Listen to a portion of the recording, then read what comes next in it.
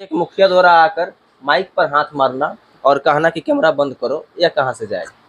देखिए, ये माइक नहीं है, ये संविधान की आर्टिकल 19A है। ये आपका जो आर्टिकल 19A है, जो हमें अभिव्यक्ति की स्वतंत्रता देता है, पत्रकारों के लिए भी वही कानून है, वही आर्टिकल स्वतंत्रता देता है जो एक आम आदमी के लिए देता है। हाँ। ट्विटर, इंस्टाग्राम, वेब पोर्टल और डिजिटल मीडिया वाले हैं जिनको मैनेज नहीं किया जा सकता है, उनको डायरेक्ट पैसा आ रहा है फेसबुक और यूट्यूब से। हाँ। अब चूंकि नमस्कार, जय हिंद। अभी हम हैं मोतिहारी सिविल कोर्ट के अधिवक्ता सह पत्रकार एसके पंकज के साथ में, और पत्रकारिता खास करके जिस प्रकार से सवाल उठ रहा है डिजिटल प्लेटफॉर्म के ऊपर कि इसके लिए क्या आपके पास योग्यता है। कहीं यूट्यूबर्स लोग जा रहे हैं तो तरह तरह के सवाल उठ रहे हैं, माइक पकड़ लिया जा रहा है, कैमरा को बंद करने के लिए कहा जा रहा है। एक ऐसा ही वीडियो वायरल हुआ है हम लोगों के साथ में।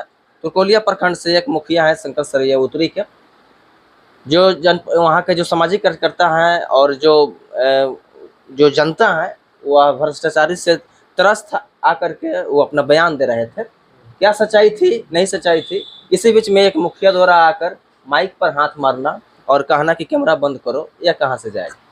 देखिए, ये माइक नहीं है, ये संविधान की आर्टिकल 19A है।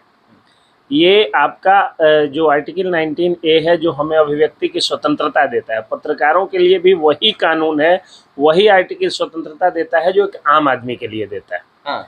और पत्रकार भी एक आम आदमी होता है, वो आम आदमी की आवाज़ होता है। हाँ। तो इसलिए इस माइक पर किसी ने नहीं हाथ मारा है, बल्कि संविधान पर हाथ मारा गया है। हाँ। दूसरी बात यह है कि जो लोग कह रहे हैं कि हाँ, आरोप कोई सामाजिक कार्यकर्ता किसी मुखिया पर, किसी विधायक पर, सांसद पर, प्रधानमंत्री पर लगा रहे हैं, तो उसके लिए उनको ये करना चाहिए था कि शालीनता से उनको सुनना चाहिए था और अपने आरोपों की सफाई देनी चाहिए थी। अगर आप उस बाइट को लेके एक तरफा चला देते और उसके विदिन अ वीक, माने वो वीडियो वायरल होने के कुछ दिनों बाद, जितनी जल्दी हो सके आपकी और उनकी सुविधा के अनुसार, आप जहां रहते हैं वहां से लेकर के और उनके पहुंच के अनुसार, अगर आप उनका बयान लेकर के नहीं चलाते तो कहा जाता कि एक पक्षी आप बदनाम कर रहे हैं, डिफेमेशन का केस आप पर चार्ज हो सकता है। हाँ। लेकिन पहले ही बार में कोई आदमी आरोप लगा रहा है, वो जनता है आरोप लगा रही है, तो आप न सिर्फ मीडिया की माइक पर हाथ मार रहे हैं, बल्कि जनता की एक तरह से जुबान बंद करने की कोशिश कर रहे हैं। तो ऐसा नहीं होना चाहिए। किस मुखिया जी की बात है, मैं उनको जानता भी नहीं हूँ या मैं उनके बारे में जानना भी नहीं चाहता हूँ, लेकिन वैसा उनको नहीं करना चाहिए था। अगर उन्होंने किया है तो आगे से मैं उनसे गुजारिश करूँगा, उनसे रिक्वेस्ट ही करूँगा कि आगे से वो न करें इस तरह का काम। चूँकि इस तरह से अगर आप करिएगा तो आर्टिकल 19A पर जो है ये आघात हुआ, और इसके लिए आप के खिलाफ जो है वो अगला व्यक्ति कोर्ट जा सकता है और कोर्ट आप पर संज्ञान ले लेगा। तो ये नहीं किया जा सकता है। दूसरी बात जो आपने कही कि यूट्यूब से जो लोग पत्रकारिता करते हैं उनको रोका जा रहा है या क्या किया जा रहा है, तो सिर्फ यूट्यूब वाले को ही नहीं बल्कि अखबार वालों को, सैटेलाइट चैनल वालों को, सबको रोका जा रहा है ये। लेकिन उन लोगों को थोड़ा बहुत इसलिए नहीं रोका जा रहा है क्योंकि अखबारों में, सैटेलाइट चैनल पर जो है वो उनका डायरेक्ट इनकम पत्रकारों का नहीं होता है। अखबार का अपना इनकम होता है और सैटेलाइट चैनल में भी उनका अपना इनकम होता है। ये लोग सैलरी पे होते हैं या फिर जैसे भी होते हैं। हाँ। तो इसलिए इन लोगों को व्यूज बेस्ड पैसा नहीं मिलता है, तो ऊपरी आमदनी के लिए या आमदनी के स्रोत के लिए वो लोग उन्हीं लोगों पर निर्भर रहते हैं। हाँ। कि वो लोग कुछ पैसा देंगे तो हम काम कर लेंगे, या विज्ञापन देंगे तो खबरों को इधर उधर मोड़ देंगे, दबा देंगे, उनके पक्ष में विपक्ष में कर देंगे। हाँ। लेकिन ये जो यूट्यूब, फेसबुक, ट्विटर, इंस्टाग्राम और डिजिटल मीडिया या वेब पोर्टल्स पर, हाँ, जो भी न्यूज़ डाले जाते हैं उसका डायरेक्ट इनकम आता है, जिसके कारण क्या होता है कि उनको रोकना या उनको मैनेज करना बड़ा मुश्किल है। हाँ। जैसे आपने अभी पूछा, हाँ, जैसे आप मेरा वीडियो चलाइएगा, हाँ, आराम से आपके जो है अकाउंट में $50-60 इजिली आ जाएगा।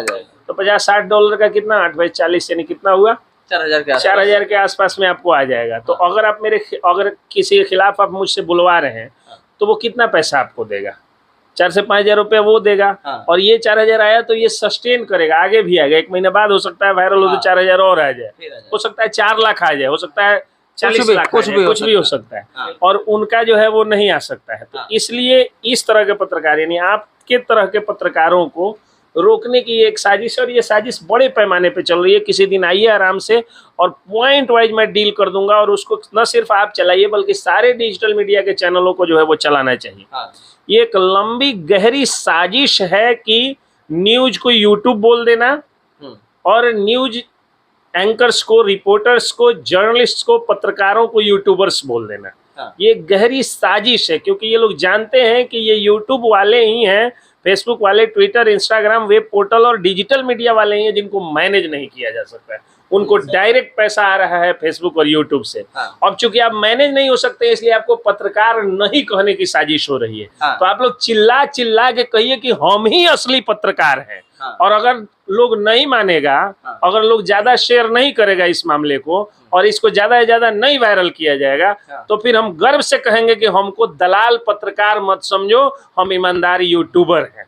क्या बात हम है। गर्व से ये बोलते थे मोतिहारी सिविल कोर्ट के अधिवक्ता सह पत्रकार एसके पंकज, जिनका साफ साफ कहना है जो यूट्यूबर्स है वही सच्चे पत्रकार हैं, और वह मुखिया ही नहीं, विधायक ही नहीं, सांसद या प्रधानमंत्री हो, अगर वह माइक पर हाथ मारा है तो वह माइक ही नहीं, संविधान पे हाथ मारा है, संविधान को आघात किया है। मिलते हैं आप लोगों से अगले वीडियो में। आप लोग क्या क्या सोचता है इस बारे में कि अगर कोई माइक बंद कराना चाहे, कोई माइक पर हाथ मारे, इस पर आप लोग का क्या विचार है, आप लोग कमेंट्स में जरूर बताइएगा। जय हिंद।